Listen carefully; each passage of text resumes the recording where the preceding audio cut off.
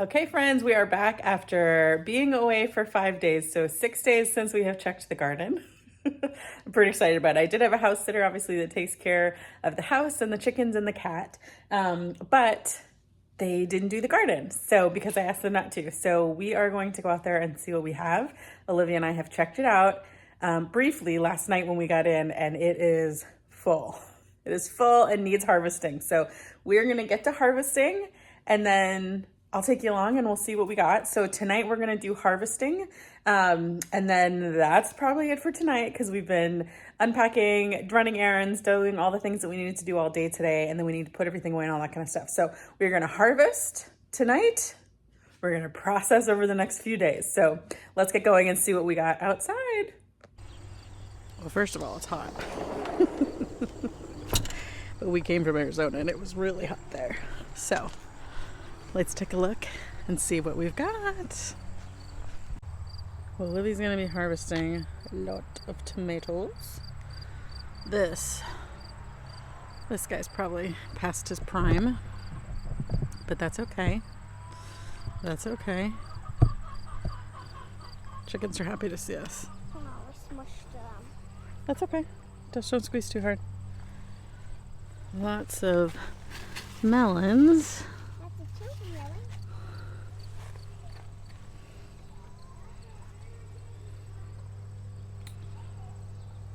Okay. Lots and lots of stuff there. Lots and lots to pick.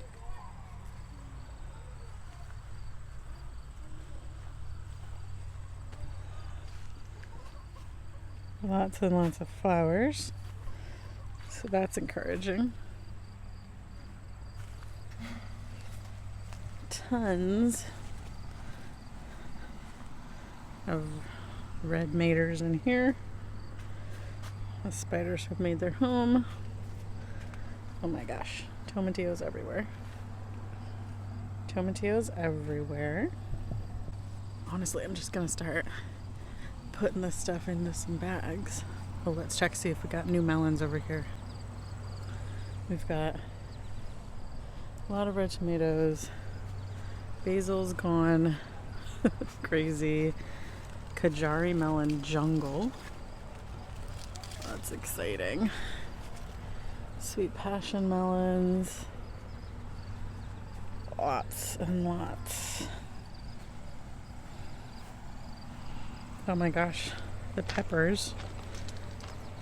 Okay. I see lots of red Marconi peppers that we need to pick. Lots of maters. Okay. This is gonna be fun.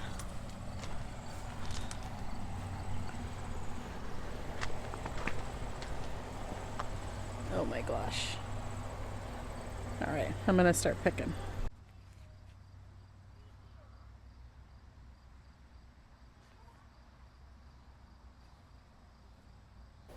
So on this night, I'm basically surveying the damage. I'm surveying the damage from incredible storms and heat and humidity, and I'm deciding, okay, Holly, don't worry about this. You got this. It's okay. You know, I think sometimes when we have gardens and we want to travel and do that stuff, we know that there's, I don't want to say a price to pay, but there's definitely going to be some hard work to get it back to how we had it. And on this night, I was feeling a little bit overwhelmed and a little bit like, oh my gosh. But I decided, okay, one step at a time, so baby steps. So tonight, I'm just going to harvest all the things that need immediate harvesting. And I will kind of take mental notes of what is overgrown, what has any mildewy, that kind of stuff going on, what has bug damage, and then kind of process it from there in my brain.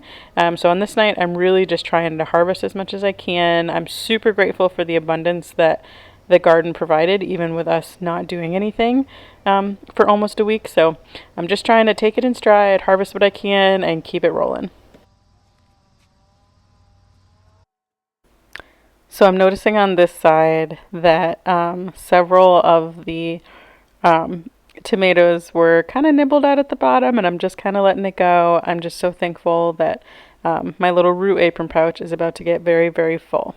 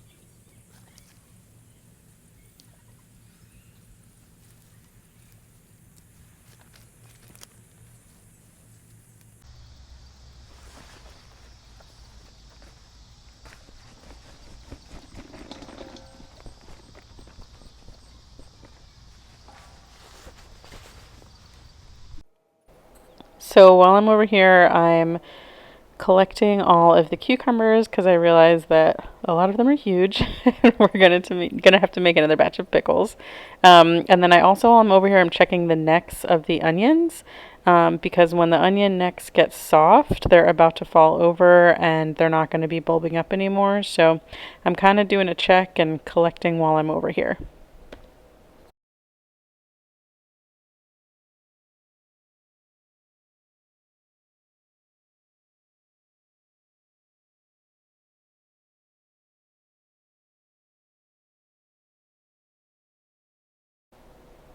So at this point, my friend, who's also my neighbor, stops over and sees all the stuff that I'm harvesting and starts talking to me. And the lawnmowers are going, and I'm realizing I'm going to need to finish up this harvest tonight because I'm not going to be able to be out here for much longer. So I decided to just gather up some lettuce so that I have some stuff to make salads for the next couple of days. And on my way over there, I realize, hi, I am getting attacked by marigolds. I need to trim these back as well. So that gets added to my list too.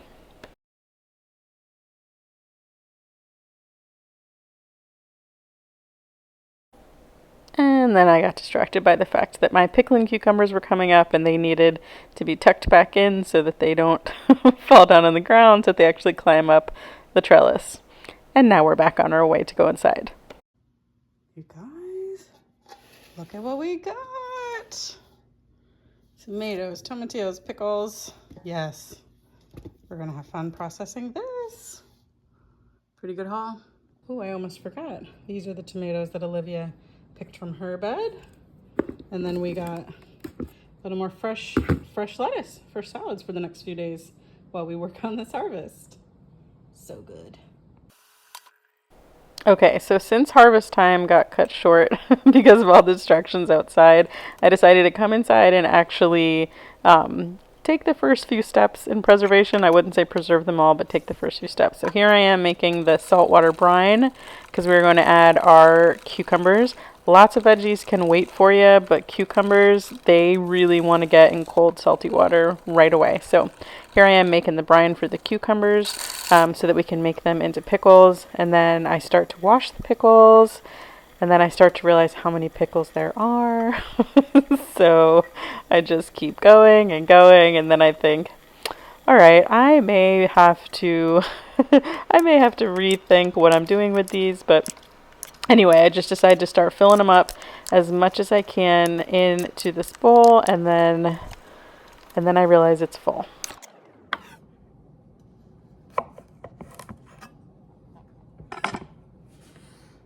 I ran out of room. So this one goes to the chickens.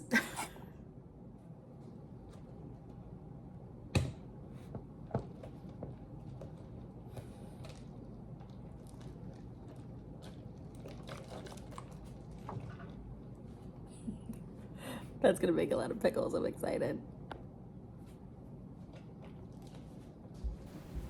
So thankfully, past me cleaned out the fridge before we left for vacation because I knew that I was going to need a place to stick all of the fruits and veggies when I came back. So I immediately just get on to the next thing. So I was like, okay, I've got all of these tomatillos, I've got these tomatoes, time to get them in their little freezer bags so that they can be waiting for me. A lot of the things that I do during the busy season of gardening is I only have, 15 minutes here, 30 minutes there. So a lot of what I do during the peak harvest times are if it's a fruit or vegetable that lets me put it away so that I can do something with it later, then that's what I do. So tomatillos, tomatoes, they love to go into a freezer bag just like they are. I do cut off the tops or the bad spots sometimes, but they love to just go in that bag, and then when you thaw them out, the skins slip right off, and you can use them for pico, for sauce, for all kinds of things. I think most of the tomatoes that I'm doing right now, I'm probably going to end up using for like spaghetti pasta sauce. And then with my fall Romas, I'll probably end up doing some batches of pico with those, but I'm not sure yet. It depends on how busy I get and how full my freezer's getting, but right now it's getting pretty full. I think by the time this last week that we're watching together right now, by the time this week was over, I ended up having like 12 bags of tomatoes, and each one of those bags is between 5 to 7 pounds. So definitely time to start thinking about making some sauce. So this bag, perfectly labeled by Olivia, is going to go to the deep freezer. This one's going to go in my inside freezer, and I'll keep filling it up till it gets full, and then it'll go to the deep freezer. And this is for the chickens for tomorrow. These are the scraps going to the worms. And these, my friends, these are going in the fridge to be chopped up later. What I mean to say is I'm going to take these tomatoes and put them in my window. I'm going to put the peppers in the fridge, but the tomatoes are going to my windowsill to finish ripening.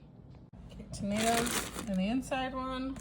I think I'm going to take these tomatillos to the deep freezer with today's tomatoes. Okay, I brought out the tomatoes and tomatillos. Let's see what we're working with. This is our second bag. I like to use these hard-sided bags. Makes it easier to get in and out. We've already got one bag down there full of tomatoes. And this will be our second one, but I'm also going to add the tomatillos to it as well. I just want to say that you do not have to freeze your tomatoes in these plastic Ziploc bags.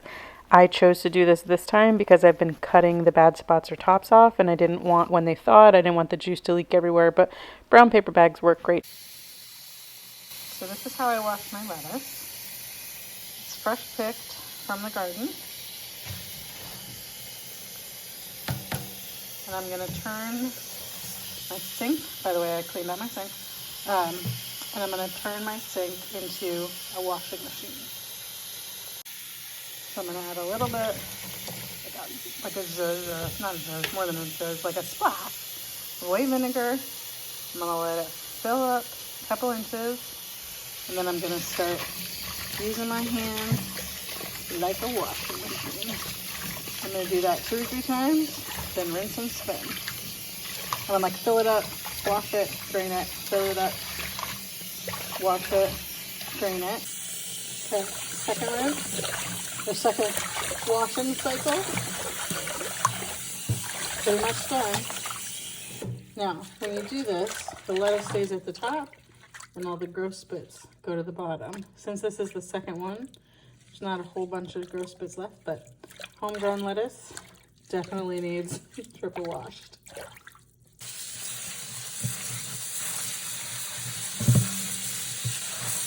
Third rinse.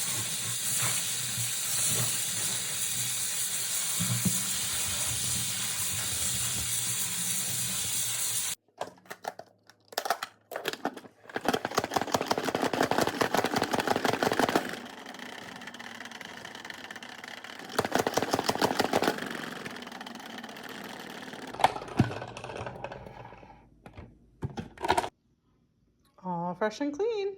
Now to get it ready for the fridge.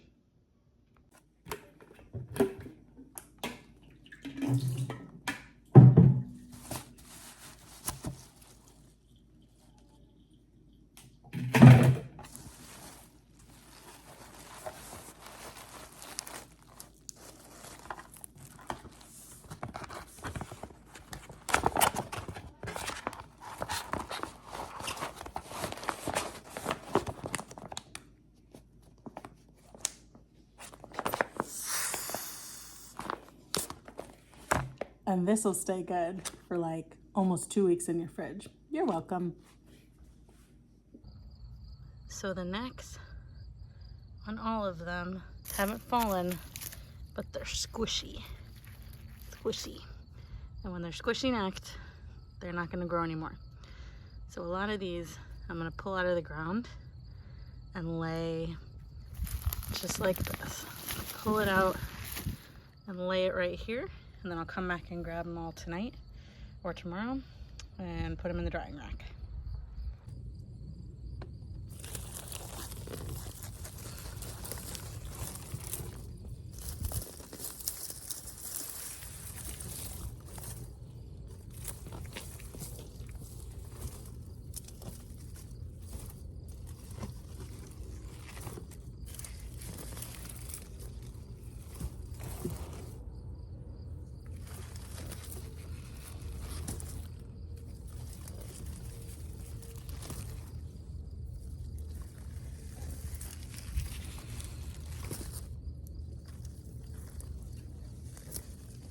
Some of these in the middle, the mice pulled up, or rabbits, I'm not sure who. They pulled them up and I replanted them.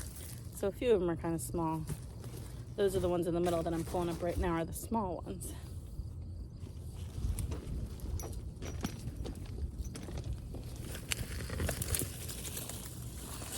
But there are a few grocery store size ones too. Just a few decent sized ones. That one's pretty good. All right, let's keep going and see what we get.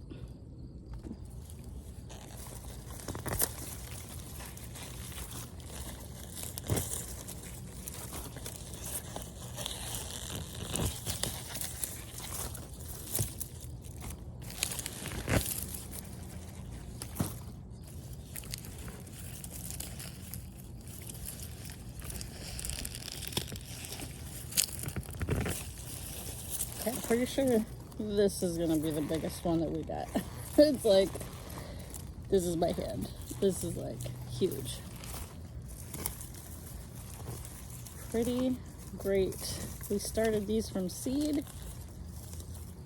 And besides a few interruptions from bunnies or mice or whatever, it's a pretty great little harvest. I grew all of our onions in half of a 8x4 bed, 4x8 bed.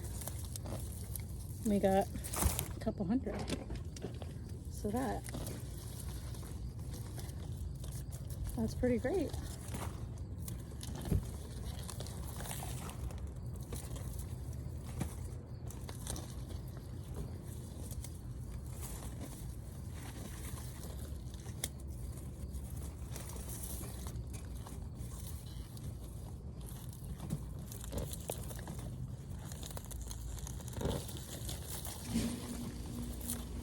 These are like bigger than grocery store size, most of them. That's awesome.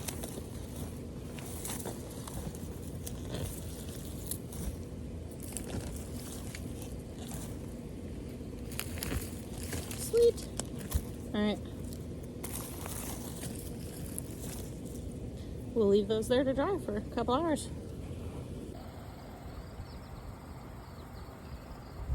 Pretty good little haul. Most of ours were the Pattersons, which are the yellow or white ones. This was my first time growing the red wig. It's pretty great too.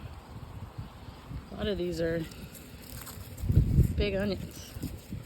I'm excited. Let those dry and come back and get them. Okay, next on the chore to-do list. My house sitter mowed and she did a great job and she put all my grass clippings in my geo bin. and I needed to add some brown on top of it. So I shred up a lot of cardboard that my neighbors save for me and that I get from Amazon packages and work packages and stuff, and I just take it to I just go ahead and shred it and with some regular old cheap shredders, and then I take this box and I lug it out here and throw it on top. And so green, brown keeps the nice ratio. Spread it all around. There's no smell. I love these geo bins because air gets to all the things. And then I even do, basically I just made a little way for air get to the for air to get through the center, just by winding up some chicken wire so that none of the compost falls in the middle and air can always get to all the sides.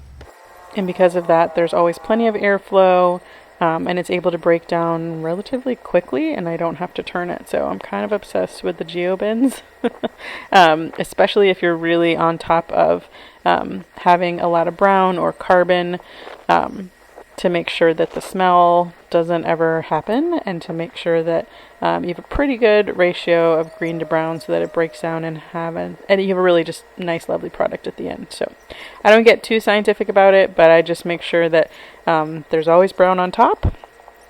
There's plenty of water to make sure that it gets warm, and I just kind of throw everything in there. You'll see, I'm going to throw even more stuff in by the end of the week. So this becomes one of those days where between running errands, trying to get caught up on just normal, work and life and all this stuff, I end up running really behind. The sun is close to setting. I haven't even made dinner yet for my kids. So I'm harvesting stuff really, really quickly just to fill up another apron's worth, and then I need to go in and make some quick dinner. So tonight is a box mac and cheese kind of night because I want to finish harvesting, and I only have a few minutes, so I wanted to go ahead and get it all harvested, and I'm cooking up Olivia some easy dinner for us so that I can keep going because I only have about 15 minutes tonight. So, because we had swim practice and all the things that we all have. So, here we go. Let's see what we were able to pick tonight. Hey guys, look at our goodies. Tomatillos, some tomatoes to put in the window. Not bad. Okay, friends. We gotta get these onions out of this wheelbarrow and hanging up on the rack. It is one of the 2 days this week where the heat index is over 100. So the fan's on in the garage. It's gonna be loud. I'm just gonna try to get this done, so I'm gonna put you guys on time lapse while I hang up our onion haul. So again, I cannot say enough good things about the choice to hang this cattle panel up in my garage. It has made it so much easier. I don't think you guys understand what a mess it was before trying to put this thing flat on concrete blocks. It was just a train wreck. So this cattle panel is where we dry all the things. So I was drying my garlic before this, and then I went ahead and put the shallots up, and most of the Patterson onions, which are the ones on the right, that we had already harvested so far, because their necks got a little squishy a little quicker than the Red Wings. So I went ahead and hung those, and honestly the shallots could probably come off by now, but I just have not had time to get to it. So it is on the list of the things to do in the next 2 weeks. But having this in my garage where I can just tilt the fan on it, they're going to stay dry. It is just, yeah, this has really been a game changer.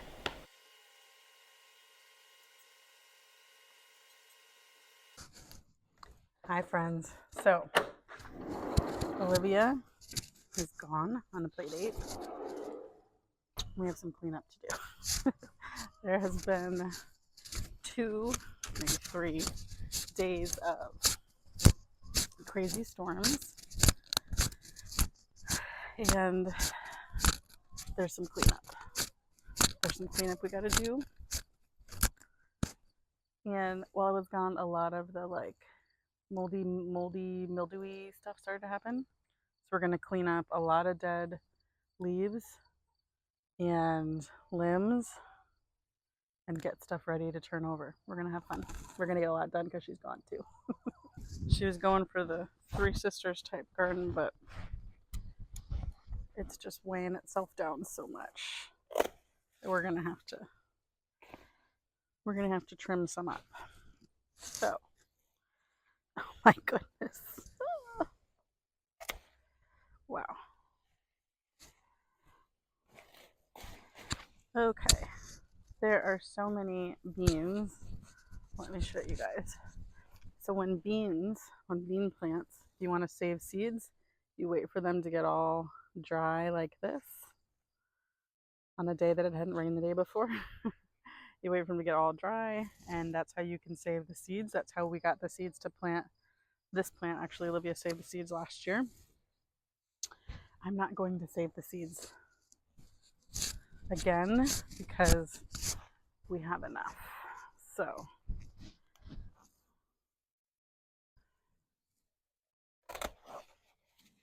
the pollinators had a lovely time, but it is very heavy and has a lot of broken limbs. So we are going to get this guy out of here. It is loaded down with beans. My goodness. So Olivia and I were talking last night, and she said next year she won't let it get so crazy. But that's all kind of part of the process, right? She's been gardening with me the whole time, and she helps me clean stuff up, but she hasn't been the one responsible for it. So this taught her a lesson in the wild beauty of the garden and how cool it is to let it get a little wild, but also if you let it get wild, it's kind of hard to get it back in. So I told her I would take care of the sunflower and she could take care of the rest.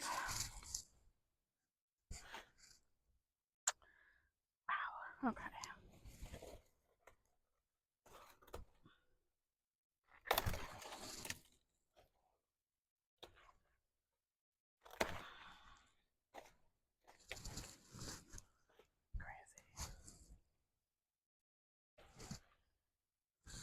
Crazy, crazy. I'm actually going to give her these two so she can save the seeds from them. Just those two, though. You guys were getting crooked. She also wanted to use these bamboo skewers to hold up her tomato plants. And I explained to her that her tomato plants were way too heavy for that. She did not believe me, and her tomato plants fell over from the weight. And I think now she believes me, but we'll see. This is how long a tomato plant that's not staked indeterminate will get. I might actually use the sunflower as a tomato cage so she can still have her wild plant look. But she can actually, get in here to manage it. Okay.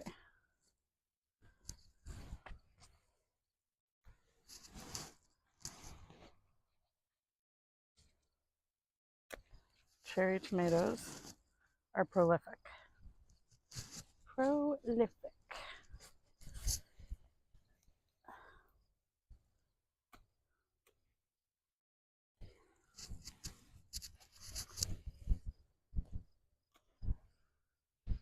So are Cosmos. So anyway, this was a good lesson. I told her I was going to come in here and clean it up though so she could actually get to her fruit that she's worked so hard to grow. So that's what we're doing, friends. We're doing some pruning. It may look a little brutal, but with no airflow, these tomatoes are they're gonna die anyways. There's already starting to be some mildewy pieces. So we're gonna basically save these plants.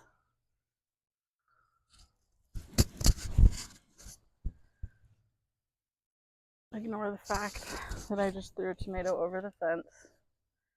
Oh yeah, see, Olivia hasn't been able to get in here. And some of them are half like this from the mice or the rabbits.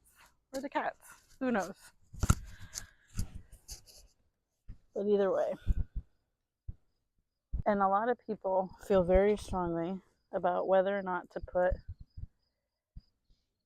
tomatoes that have blight on them in their compost. And I'm not here to convince you one way or the other. What I will tell you is that people smarter than me about these topics, like my gardener, he puts his tomatoes, even if they have blight, their limbs in their compost, because blight is actually in the soil, and they get it when the water splashes up on this from the soil and lands on the little leaves, and it's already in the soil. Like every soil everywhere already has it. And I get my compost pretty hot. I don't know that it's perfectly hot, but the blight was already in the soil, so I'm not super worried like I'm transmitting it. You know what I mean? So anyway, tomatoes are going to get blight when it gets hot and humid and gross. So I put my tomato carnage into my compost. And you can make your own decisions for your own garden. But on my journey, I'm going to try this and see how it goes. Okay. This guy. You guys. Crazy. Crazy. Crazy. Yeah, we needed to get some airflow in there. Her tomatoes are actually going to last longer than mine, perhaps. Not my fall tomatoes, but than my summer tomatoes, because she planted hers from suckers. So meaning when I did this to mine, she planted them in here and they grew. So she might get a little bit of a longer life out of them because they got started a little later. However, without proper airflow, their life would be cut short. So, oh my goodness, so many beans.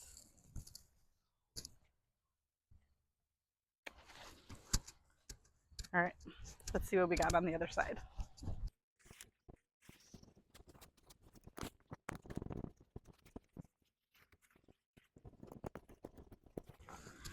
So I ended up taking a little more than I thought, but now there's some good airflow in there.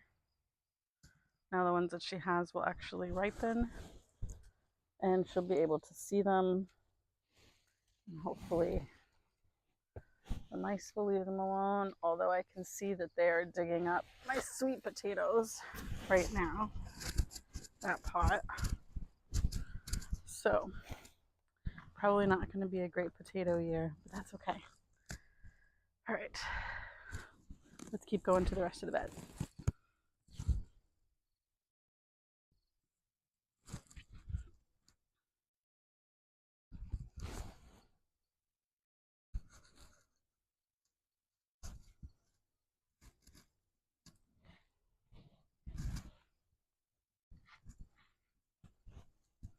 You can see this needs some pruning. There's good airflow down here, but we've got a parasitic wasp. That's great. We've got some melons that are getting cucumber beetle type damage, and I don't want it. I want some really good airflow. So we're gonna get in here. We're gonna pick the ones that are starting to split because of all the rain we've gotten. We're gonna pick some tomatillos as well because we're here. But we're basically gonna clean up to get some better airflow in here because airflow. Here you can kind of see in here. They're starting to get a little bit like this from the cucumber beetles and just moisture and humidity and yuck. So we're gonna clean that up. Okay, so friend, at this point, I am like, okay, I need to cut off all the things that do not belong here anymore. There is so much overgrowth here. There's no airflow in between the tomatoes. There's no airflow going to the melons, and I just start doing my best to pull out any of the suckers, and then I realize, oh my gosh, there is more going on here than just that. These plants actually have grown so tall that they probably need topped off a little earlier than I thought, and they're actually sliding down the post because they're so loaded down with fruit. So I'm definitely going to have to come up with another game plan here. And by game plan, I mean another way to retie these back up because I'm not about to let all of our hard work go to waste. These fruits are loaded, and I'm going to try to save as much of them as I can.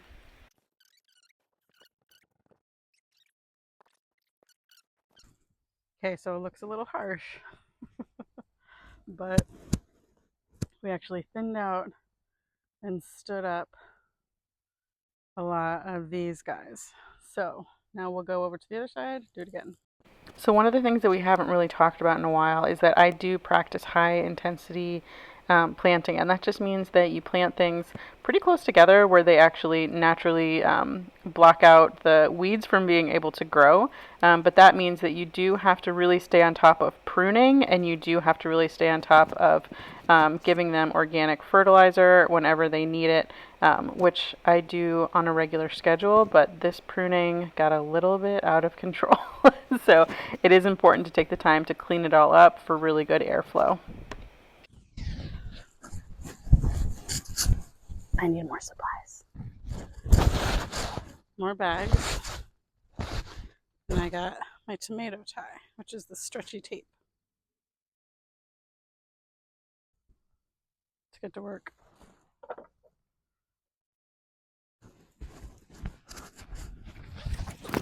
So here's the deal, guys. This is the part of the season where it gets a little bit tough. I like to do my gardening in like little chunks of time, you know what I mean? Like 15 minutes here, 30 minutes there.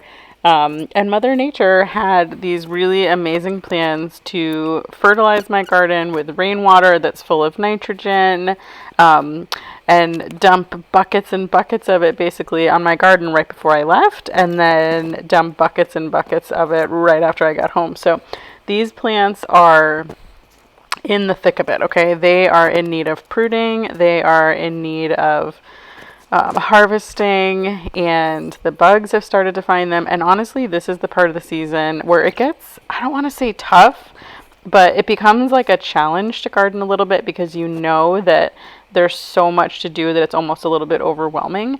And I think this is why I really, really try to make sure that when I'm harvesting, when I'm doing these things, I really try to preserve things in a way, like the fact that I put all the tomatoes in the freezer whenever I can, or I try to, find a brine saltwater thing for my pickles or cucumbers that makes it so that I can pickle them at the end of the week and I don't have to do small batches all the time and all that kind of stuff, you know what I mean? I think if you take just a little bit of time to find the ways that work so that gardening can fit into your lifestyle, I do feel like it makes it a more pleasant experience. However, on this day, we just need to plain old jump on into it and get it all done. So that's kind of what's going on here. We're doing all the pruning we can, and we're just making it happen.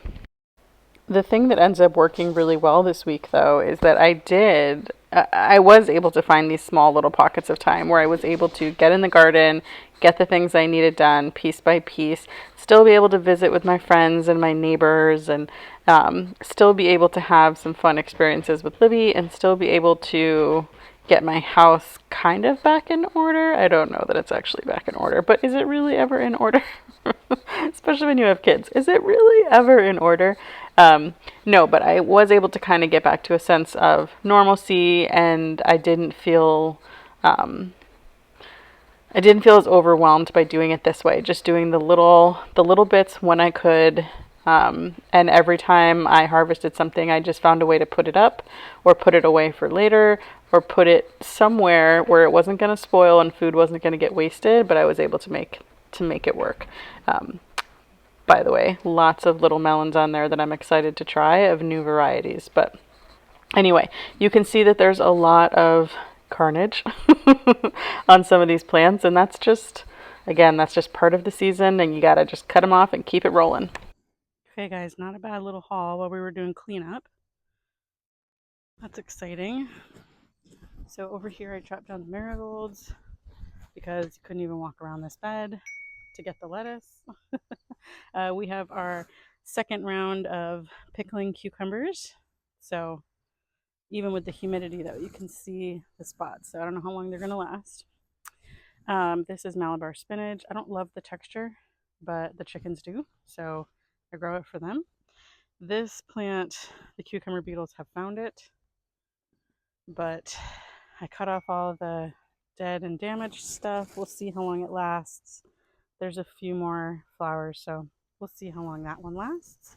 But if it doesn't last, that's okay, because we'll just eat the silver slicers, who even with like mildew and cucumber beetles, they still just keep producing and they don't get better. That's why I grow them. The melons over here, yeah, cucumber beetles have found these too, but I'm excited to try them because there's two kinds on this that I haven't tried before. Prescott Fond Blanc, and I'll have to check my notes what's on the other side. I think there's a tag. Oh, Dolce DeLuca, I'm not sure. So we'll see how those turn out, but got them in their bags. We'll see how they do. Cleaned up some weeds. This bed is ready to turn over, although I'm thinking about moving the shallots over here, so I might just top off this bed and tarp it with a silage tarp. I don't know, we'll see. Picked some peppers, cleaned up all of our tomatoes so that there can be airflow now. I know it still looks like a jungle, but this is that time of year where it's a jungle, but we need airflow through the jungle. Took off any of the melons that were rotten because they ripened while we were gone, or because the cucumber beetles, or melon beetles, whatever we call them, maybe they found the plant while we were gone and killed them. Tied up everybody new. Pruned this side. These are our fall aromas, and they're looking awesome. Cilantro coming in strong. So that's awesome. We're going to make some, I think, one more batch of salsa, and then lots of pico to freeze for fresh eating. Our zinnias are, well, they're always liking to have a moment. I'm loving having the zinnias in the bed this year. Last year I grew them in the pots at the end, but kind of like having them there. Now this bed, same thing. I need to harvest some celery. We've got one extra Roma that I threw in there. I'm pretty sure that artichoke is dead, but I just keep leaving it because it's growing little shoots off the bottom. I don't know. The mice have definitely found the sweet potatoes and they keep digging them up, but I don't know. We'll see. Libby's bed has been cleaned out, but I do need to go through and get all the ripe melons out of there. But the second half of this bed, I'm going to, well, I think I'm going to plant some beets and some carrots. I don't love beets, but I heard that the golden yellow ones are not as earthy flavored. So I might try those. It'll be fun. Okay. So that was about an hour, which is more than I usually spend out here, but needed to get caught up. So I'm just going to take Olivia's melons off, and then I'm going to go in and process what we picked today. And that is probably my little chunk of time in the garden for today. Just kidding. The chickens' dirt bath, which usually stays dry when we had sideways, dust bath, sorry, when we had sideways wind, it got some water in it. So I'm going to go dump that out and refill that too. Then we're done with the outside chores for today. So one Kajari and all the rest. Sweet passion. That'll be yummy. So for my chickens dust bath, I usually do some like topsoil or sand or something and some diatomaceous earth. All I had this time was peat moss, so that's what they're getting. Ooh, and look, on the way back in, our golden raspberries are going to come into bloom. I love being able to get a second harvest of those. So I went ahead and topped off. Well, at first I dumped out the old dust bath because there was still a little bit of water in that one. Chickens love it when you do that. Just kidding. So then I tried to even this out. So between the two, because I have one girl that once she figures out there's a dust bath for the next 2 days, she like barely lets anyone in it. So now I always have to have two. And so I'm trying to even it out to where she won't pick a favorite. And if she does pick a favorite, there'll still be plenty for everybody else. So get those evened out, get those topped off, and then it is inside to process all of the things. Okay, now here's the deal. You've seen me do this part before, but I'm going to put all the tomatillos in a freezer bag. Some of them needed an extra little scrub, but I'm going to put all those in a bag for me to deal with later. I'm going to put all the tomatoes that are ripe in freezer bags, and I'm going to put all the tomatoes that are not yet ripe in my windowsill, on my windowsill to ripen, and then in about 2 days, when they're fully ripe, I will put them in a freezer bag as well. So we're just trying to get all this stuff off the counter so that we can get to the melons, basically. It's all about the melons today. On a side note, though, normally I get, I don't know, about 12 bags or so of tomatoes, but I think we're going to surpass that this year, and I'm pretty stoked because we're going to be able to make fun things that we haven't really had the time to do before, or the way to do before, because there was a pull on the tomatoes that we had. So this is going to be fun.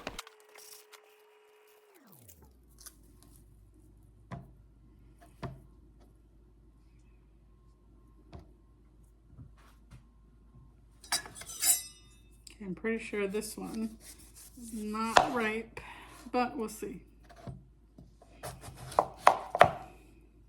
Oh, maybe. That would be a nice little surprise. We'll see.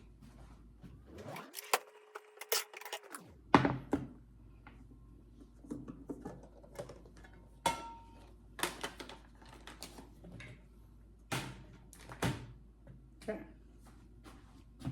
If they're ripe, we'll carve them up. But I think these are a little not ripe. I think it needed just a few more days. We'll see.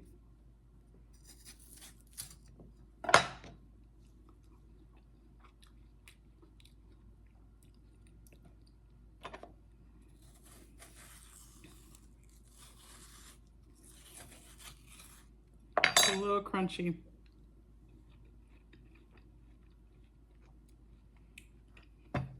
Which is too bad.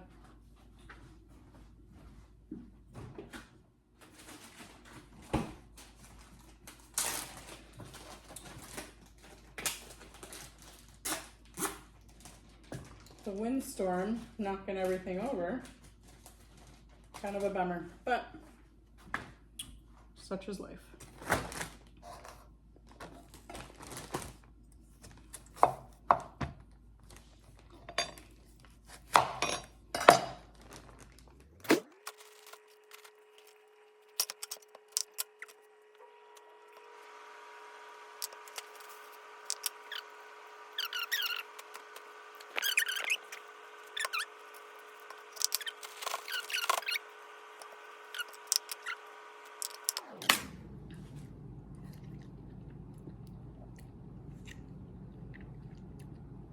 Good, but it's not that sweet.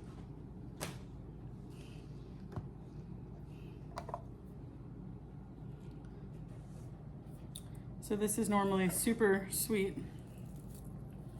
That is for sure not what's happening today.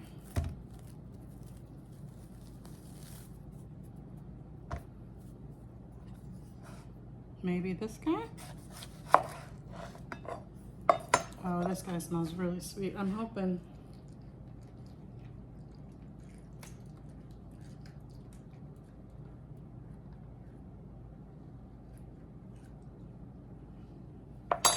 This one might be it.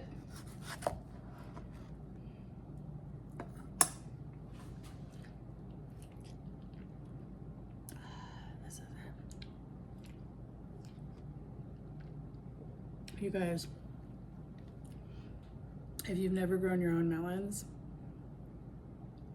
that's what a grocery store melon tastes like very little flavor. And I thought I liked cantaloupe until I grew it. And this is like, there's nothing better than, it's the sweetest. It's just chef's kiss. So good. Maybe there'll be one more. Livy's gonna be excited about this one.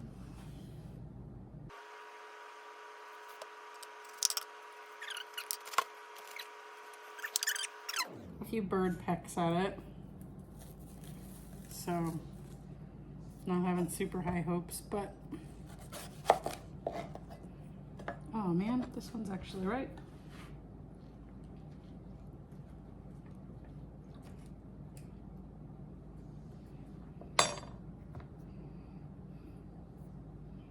Yeah.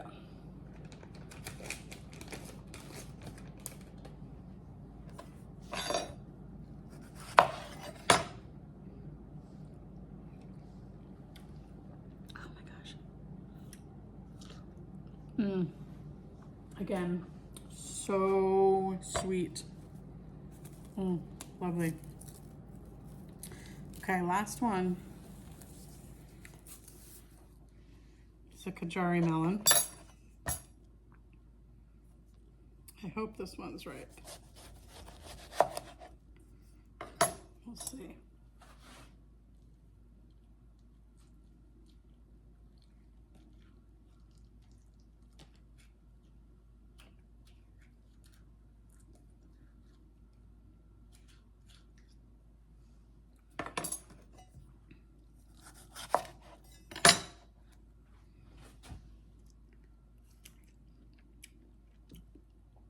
Oh, it's so good.